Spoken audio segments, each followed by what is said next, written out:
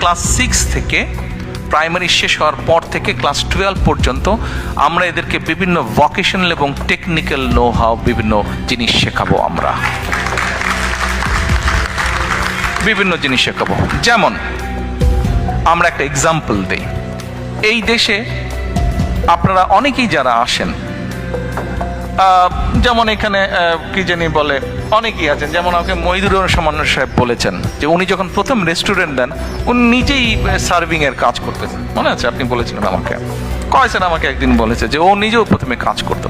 কিন্তু ধরেন একটা ছেলে এই যে রেস্টুরেন্টে কিভাবে খাবার দিতে হয়, কিভাবে শেফের কাজ করতে হয়, অথবা কিভাবে ডাইনিং সাজাতে হয়, এটা যদি আপনি একটা ছেলে বা একটা মেয়েকে যদি প্রপারলি ইনস্টিটিউশন মাধ্যমে শিক্ষা দিতে পারেন উইথ আদার কোয়ালিটিস ক্যারিকুলাম, কি ও স্পোর্টসে ভালো, ও মিউজিকে ভালো, এবং সাথে ইংলিশ ল্যাঙ্গুয়েজ জানে, সাথে সেকেন্ড আরেকটা ল্যাঙ্গুয়েজ জানে।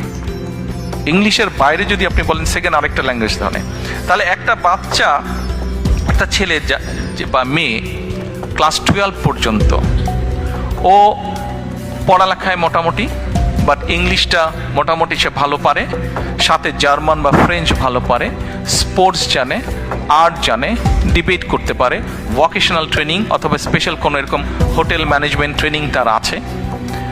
এখন বলেন তো এই বাচ্চাটাকে কে কোথায় আটকে রাখতে পারবে? ও যদি বিদেশে কোথাও যায় জবের কোনো প্রবলেম হবে? এতগুলা কোয়ালিটি যার মধ্যে আছে, জবের কোনো প্রবলেম হবে না। আমরা ওকে বাচ্চাদেরকে কি কি শেখাবো? আমাকে যদি এই মুহূর্তে বলেন, অনেকের মধ্যে হয়তো ইটালিতে গিয়েছেন, ইউরোপের আরো অনেকগুলো দেশ। বাংলাদেশের পপুলেশন যদি আমরা ডাইনামিকটা দেখি, তাহলে আমরা দেখব কি ইয়াং জেনারেশনের সংখ্যা বেশি, এল্ডারলি জেনারেশনের সংখ্যা কম। কিন্তু আমরা ইউরোপের অনেক দেশে আমরা যদি যাই, আমরা দেখব যে এল্ডারলি জনসংখ্যা বেশি, ইয়াং জেনারেশন কম।